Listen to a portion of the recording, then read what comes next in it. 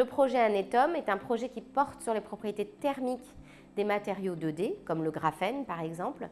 Donc l'idée, c'est de venir voir comment ces matériaux qui ont une seule épaisseur atomique, qui sont des plans, propagent la chaleur dans l'ensemble du plan. Ce projet est né de discussions en fait, lors de conférences avec des collègues du C2N à Paris et de l'IMPMC aussi à l'Université Sorbonne. Les discussions ont duré un certain nombre de temps, puis on s'est dit que ça pouvait être intéressant de mener ce projet expérimentalement en ayant un support théorique grâce aux collègues de l'IMPMC pour pouvoir suivre en direct comment la propagation de la chaleur peut être expliquée par un modèle, que ce soit dans une géométrie circulaire ou dans d'autres types de géométrie qui nous permettraient de savoir comment contrôler cette propagation de chaleur. Donc ce projet est porté par l'équipe Quantum. Je suis la coordinatrice du projet avec ma collègue Laetitia Marty, avec qui on travaille depuis très longtemps. L'idée était de comprendre un peu mieux les interactions phono-phonon dans ces systèmes-là. Donc ce projet Anetum nous a permis d'avoir une thèse qui a couru sur tout le projet, qui a permis d'avoir les beaux résultats qu'on présente aujourd'hui, mais aussi un postdoc qui a travaillé de manière très importante pour aller au-delà du projet Anetum et essayer de construire d'autres types de géométrie et de regarder les propriétés aussi à froid de ces matériaux. Donc l'originalité de cette manip qu'on a développée ici au CNRS, que vous voyez derrière moi, c'est le fait qu'on utilise deux lasers, c'est-à-dire qu'on décorrèle le laser de chauffage et le laser de sonde. Ce qui a été fait jusqu'à présent, c'était d'utiliser le même laser. Et donc on est les premières en l'occurrence, à faire ce type de mesures. Alors avant de pouvoir faire les mesures avec les lasers, il faut fabriquer les échantillons. L'originalité ici, c'est comme on travaille avec les deux lasers dont on parlait tout à l'heure, il faut pouvoir accéder des deux côtés au graphène.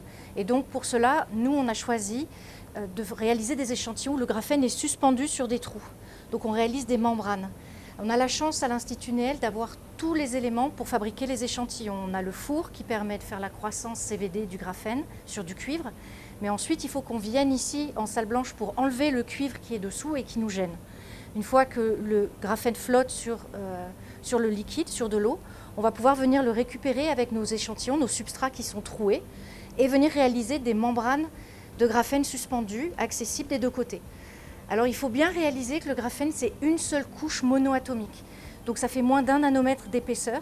Et nous, pour faire des cartographies en optique, on a besoin de plusieurs microns de graphène suspendu. Donc à la fin, ce qu'on essaie de fabriquer ici, ce sont des membranes qui sont 30 000 fois plus grandes que épaisses. Donc on est vraiment sur des matériaux extrêmement fins. Et c'est ici qu'on vient les fabriquer en salle. Donc une fois qu'on a la membrane suspendue, on peut directement aller en salle d'optique pour les mesurer avec les deux lasers et faire donc un point de chauffe au centre de la membrane, donc un point très chaud. La chaleur va se dissiper, se propager sur la membrane et on va pouvoir cartographier la température sur toute la surface du graphène suspendu.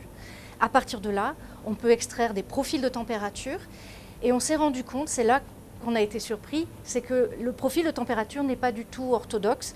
Il dévie des modèles standards de la loi de Fourier, qui est la loi classique de dissipation, de diffusion de la chaleur.